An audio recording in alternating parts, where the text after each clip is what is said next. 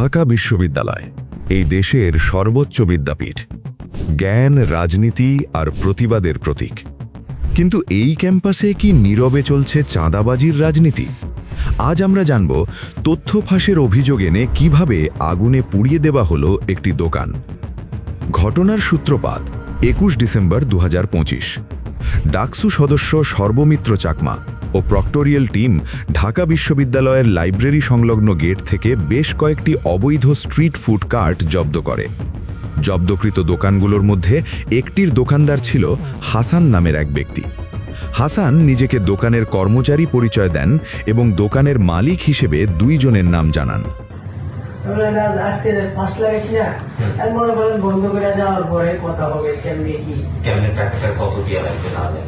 তখন যদি আমার দেখতেছি আমার পয়সা এগুলো তখন বললাম আমি দোকান লাগাবো,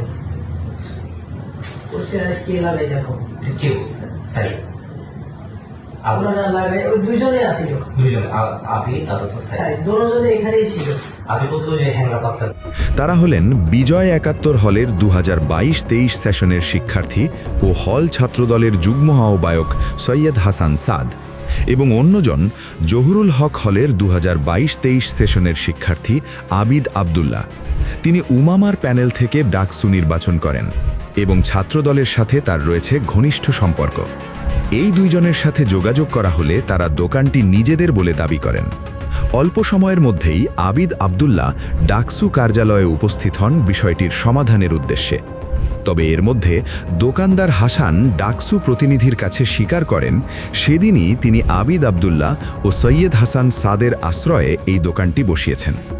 দোকান পুরোপুরি বসানো হলে লাভের টাকা হিসেব করে তাদের ভাগ দিতে হবে বলে জানান হাসান। হাসানের ভাই ইমরান এই দোকানসহ আরও কয়েকটি দোকানের মূল মালিক।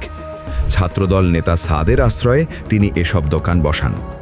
আমার সাথে কত হয়েছে 4-5 দিন হেরা চালান টালান দিয়ে ব্যবসা করবো, হেরা ব্যবসাটা কইরা যদি দোকানটা ঠিক হয় তখন আমারে বুঝাই দিব, কারণ হেদের পক্ষে দোকান করা সম্ভব না।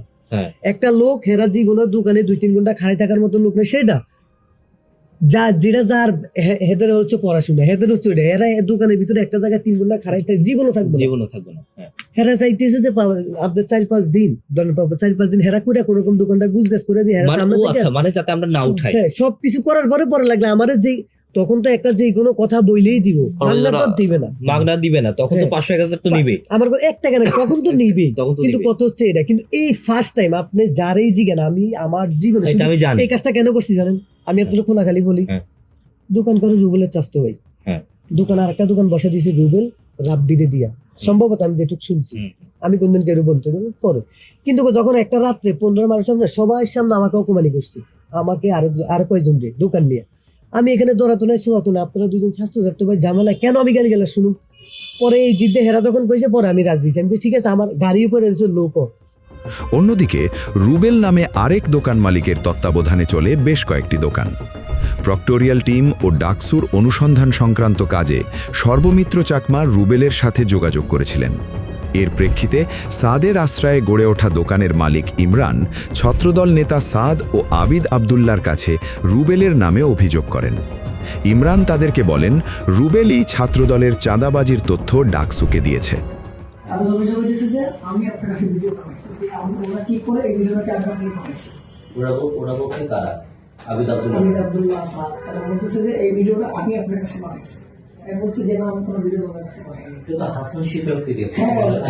আপনার সাথে কালকে দেখা করছে ওরা? কালকে আমার দোকানে এসে ছেলে ভাইটা দোকান করে পরে তো অনেক ধমক দিছে, দোকান ভেঙে ফেলবে, খোলা ফেলবে, করবে, সেটা বলে হুমকি দামকি দিয়ে গেছে।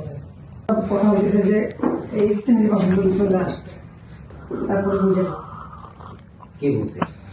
ওরাই বলে নির্বাচন চলে আসতেছে, আমরা একটু থাকবো।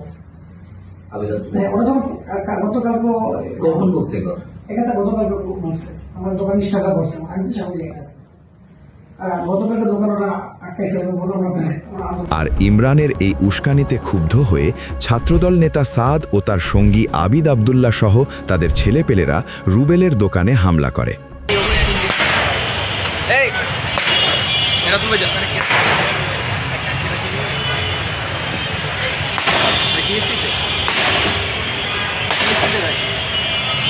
আগুন ধরাই দে বুঝাই বেটা খারস কেন তোরা না না এটা কুইয়া করলো আর কমাইলো দাবাইলো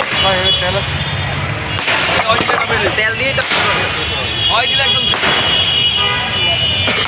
পোস্টোরিয়াল টিমের চাকরিটা তোরাই দিব মানুষ মানুষ এই দাঁড়া ঠিক আছে ঠিক আছে হইছে হইছে হইছে রাখ রাখ রাখ হ্যাঁ ওইটারে জায়গা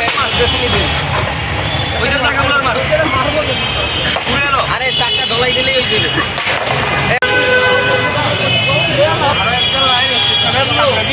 যখন মানে যখন ধরে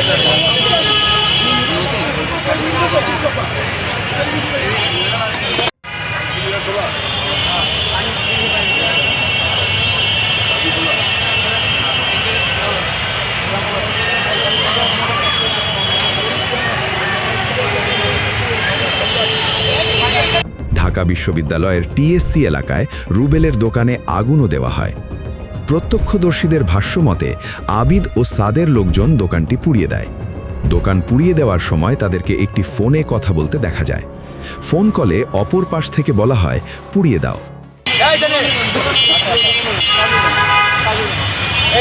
আগুন ধরাই দে বুঝাই বেটা খারস কেন তোরা না না এটা এই সময় তারা রুবেলকে গালাগালি করে এবং বলতে থাকে, তুমি ডাকসুতে গিয়ে কি বলে আসো?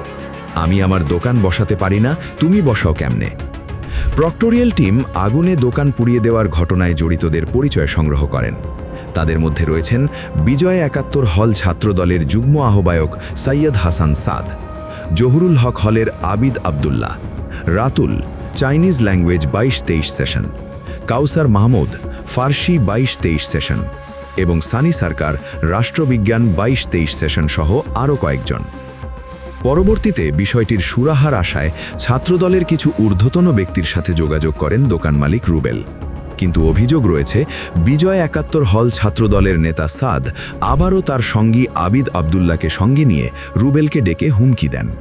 তাকে বলা হয় আবার দোকান বসালে আবারও আগুনে জ্বালিয়ে দেওয়া হবে। এইভাবেই অভিযোগ উঠেছে চাঁদা দিতে রাজি না হলে অথবা চাঁদাবাজির বিরুদ্ধে কোনো তথ্য দিলে ভয়ভীতি, হুমকি এবং জ্বালাও পোড়াওর মাধ্যমে ঢাকা বিশ্ববিদ্যালয়ে দোকান দখলের রাজনীতি চলছে। প্রশ্ন একটাই, এই ঘটনার বিচার কি আদৌ হবে, নাকি নীরবতাই হয়ে থাকবে সবচেয়ে বড় অপরাধ আর রাজনৈতিক প্রভাব খাটিয়ে শিক্ষাঙ্গনে চলবে চাঁদাবাজি?